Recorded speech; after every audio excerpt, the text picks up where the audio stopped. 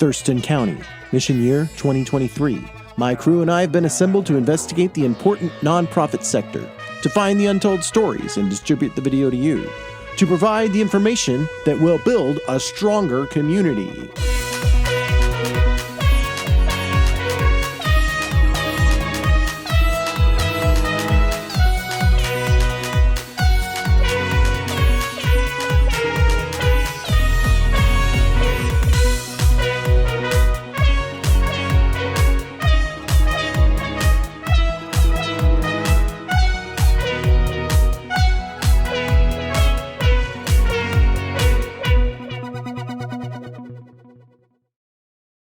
Support for Mission Nonprofit is provided by Thurston Talk.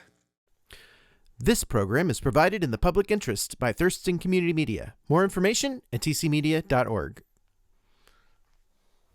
Hello, I'm Robert Kam, your host for Mission Nonprofit. Each month, we take a look at a local nonprofit organization making an impact in our community. This month, we have South Sound Dance Access. Welcome, Executive Director Alice Grindon. Thanks for being here. Thank you for having me. Give us a background about what South Sound Dance Access does for the community. Yeah, so we are an arts access nonprofit, and we're specifically focused on dance, movement, and the performing arts. And so our mission is ensure that all people have access to dance, movement, and the performing arts as a means of physical and mental health. And we do that by bringing dance into the public schools, by offering community workshops to the public, and by offering scholarship programs to allow lower income families to bring their children to have studio education. Brilliant. And, you know, I was listening to your podcast, or the South Sound Dance podcast, and they're talking a lot about why dance is important for young minds. Do you want to speak to that? Yeah, absolutely. So I really believe that dance is one of the best things we can do to help strengthen the mind-body connection. And more of the research that's coming out right now about the nervous system and how children learn really shows us that children cannot learn unless they're in rest and digest, unless they're able to be in their parasympathetic nervous system.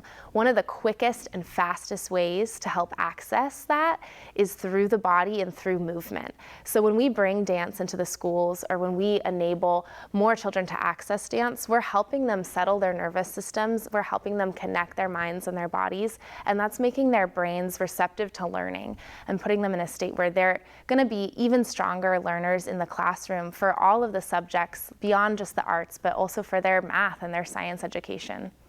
So I'd imagine like a big part of it is kind of the physical exercise, but it's more than just PE, right? Because there is that mental component to it to kind of coordinate your movements, right? Yeah, absolutely.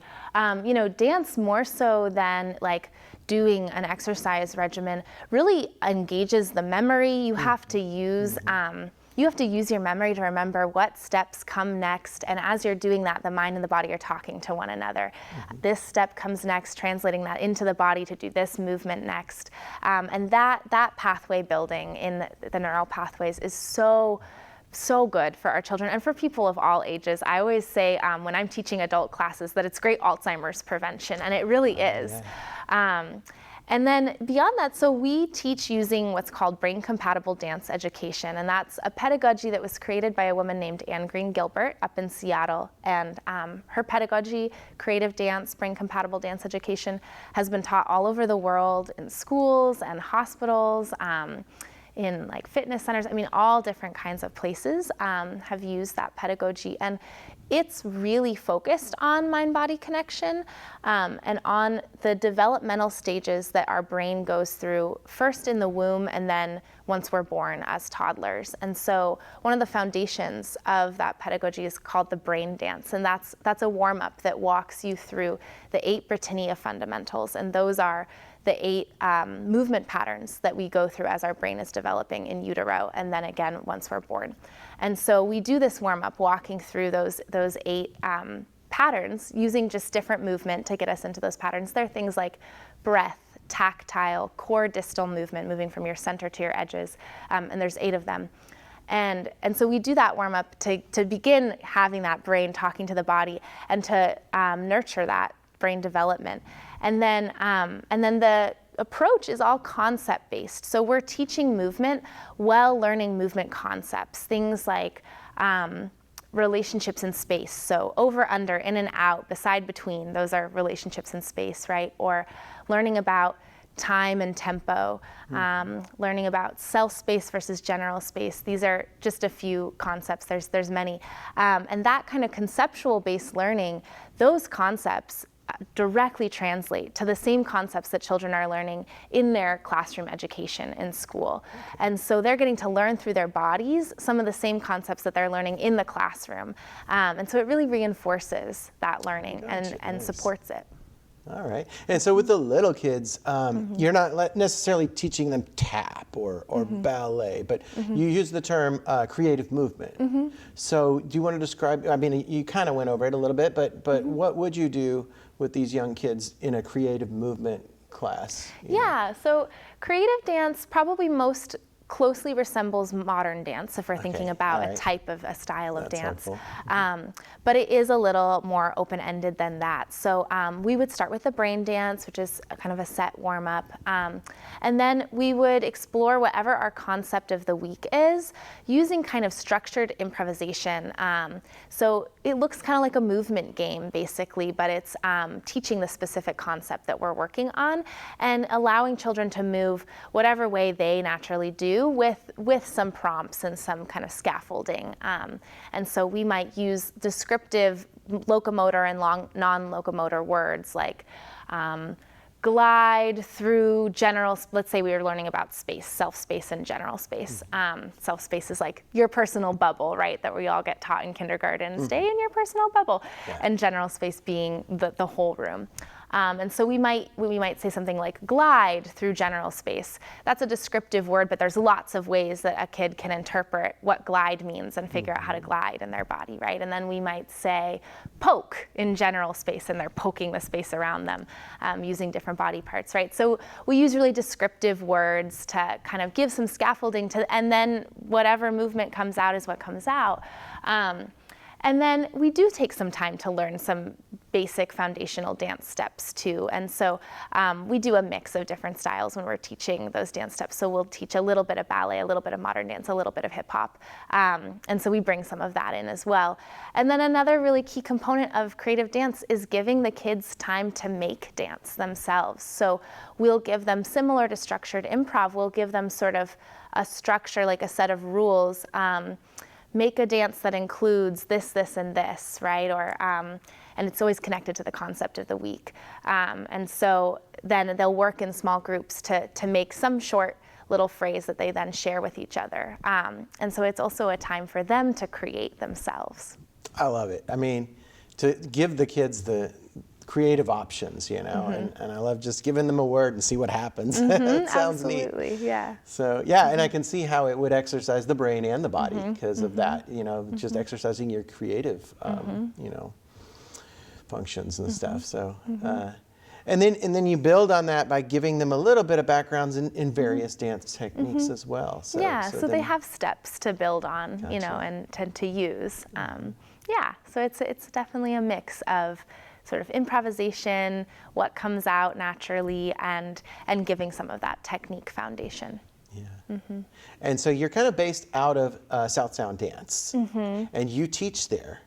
So, Yeah, so South Sound Dance Access, the nonprofit, grew out of South Sound Dance, the studio. So they are two separate entities, but we work in partnership. Okay. And I do teach at the studio as well, as serving as executive director for the nonprofit. Gotcha. Yeah, I just wanted to kind of get into your kind of dance background, Yeah, which is why I'm absolutely. asking about how you teach, and you teach which dance techniques do you teach at South Yeah, Sound Dance? I teach mostly modern dance, contemporary, and then some of the ballet as well. Okay, and to all ages. All right? ages, yeah. So what I tell people is I teach age 2 to 72. We have classes starting at age 2, and then we have adult classes. So I get really the privilege of teaching all ages, and it's so beautiful and interesting to see how different teaching methods also land with people of different ages and what's effective for different age groups. Now you do want to get these movement classes into elementary schools primarily, maybe middle schools, maybe high schools, but if somebody out there is watching and they maybe are an elementary school teacher or the superintendents of the school, then how do they get in contact with you to bring this program into their school? So they can email us at access@southsounddance.com, and they can just email us and say, hey, we're interested in your Dance in the Public Schools program, and we'll initiate a conversation about what that looks like. We bring courses in for typically 6 or 8 week sessions, and we'll usually work with every grade level in a school during that time. Okay. And is there a performance at the end of that? Yeah, so we like to work on making something together with the students that they get to then share with each other and maybe their families at the end. And we work with the school to figure out kind of what works best with them around sharing that performance, whether that's after school or during school hours. But yeah, we work on making something together that they get to, be proud of and invest in and create.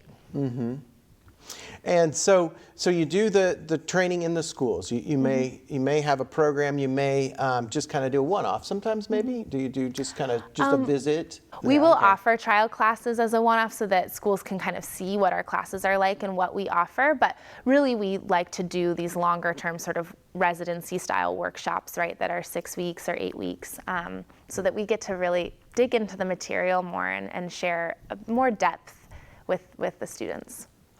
Another opportunity you can provide to youth is scholarships for dance, right? So that they have the opportunities if they can't afford to take a dance class. So our scholarship program is still under development, and it's something that we're still fundraising for. Okay. But that's our ultimate hope, is that one of the things we'll be able to provide is scholarships, sort of basically essentially fee waivers, so that students who maybe they start dancing through our programs in the schools and they fall totally in love with it and they want to pursue further training in a studio setting but wouldn't be able to afford to, we can offer funds to help make that happen. All right, great. And if people out there are watching and they want to support those scholarship programs, they can probably just email you as well. Yes, they can email us, yeah. Excellent. Well, what are the other programs that you offer? Yeah, so another exciting piece that is also under development, because we're brand new, and that's another thing for folks who are watching at home to know, is that we're brand new and we're just starting out. But one of the things that we hope to offer in the future is community programs, and that can mean a lot of different things, but what we're imagining is sort of workshops, and so those would be more like one-offs, public workshops that are offered at free or low cost to the public that are movement workshops. And so that might be a lot of different things. It could be a specific dance style workshop, it could be more like somatics, yoga, kind of more healing movement, and it could be a lot of things. Maybe we'll offer dance composition workshops, teaching people how to choreograph. So those are exciting. There's a lot of potential there to figure out, what the community needs and to support that. And that's something that can really be for all ages too. That's a way that we want to be able to bring movement. All ages opportunity. Yeah, exactly. Yeah, that's the way we want to be able to bring movement to not only just elementary school children, but also to youth and adults. So. And those 72-year-olds out Yes, there. those 72-year-olds, exactly. Yeah, because movement's for all of us. And, we may eventually find ourselves going into nursing homes too and offering this education in nursing homes. That's a place that brain compatible dance education's been used in the past too. So, we really are looking at how can we serve all ages, all spectrum of life, right? Like everyone can move, even in a chair, right? Yeah, and like you were saying, it's good to prevent Alzheimer's and dementia. So, yeah, so good for the mind and body. What are your future goals? Maybe what are your short-term goals? What do you want to accomplish maybe by the end of this year?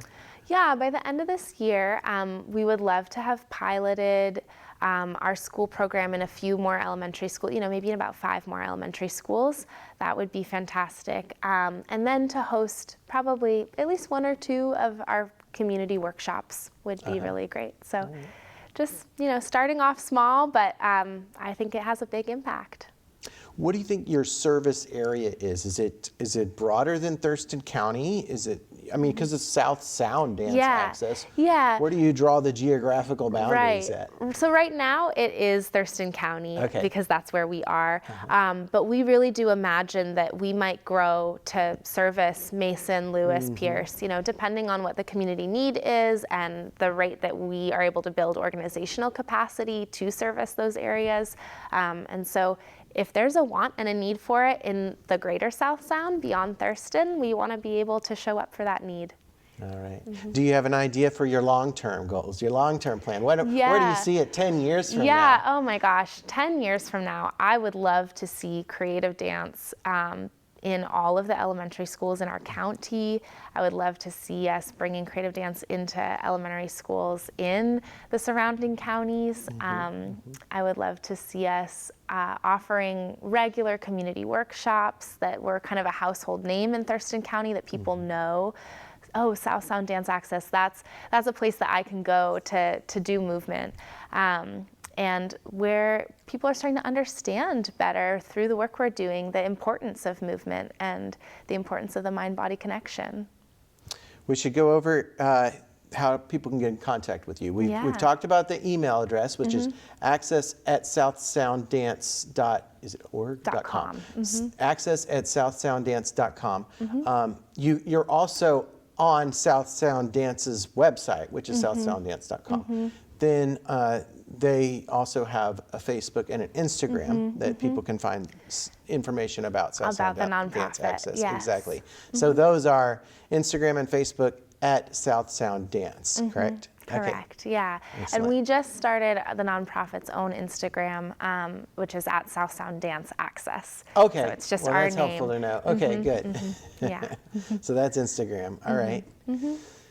Well, what else do you want to talk about? Is there anything else that's happening now that you wanted to tell people about?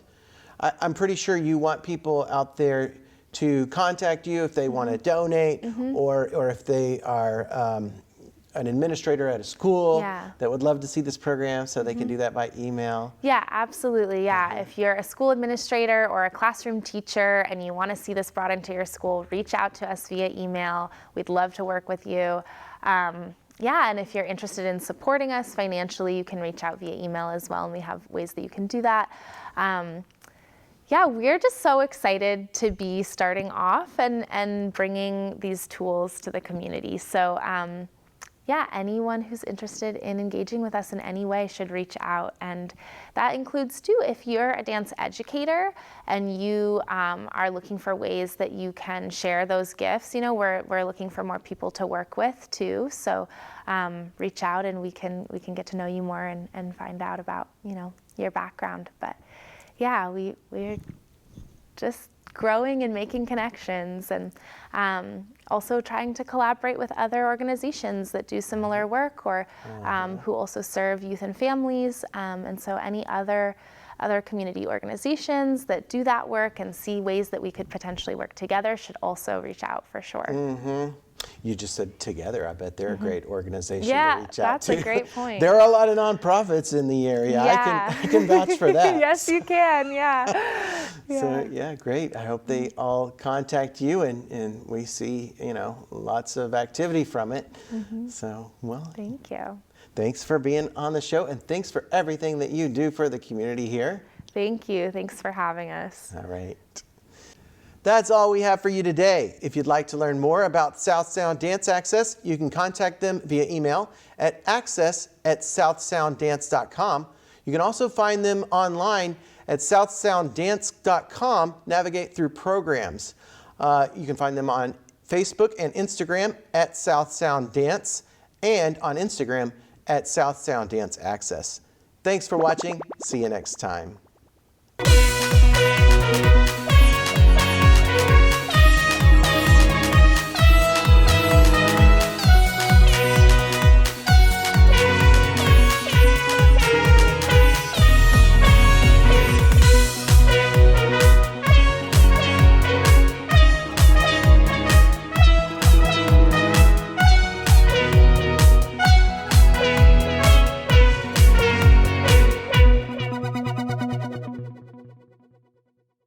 Support for Mission Nonprofit is provided by Thurston Talk.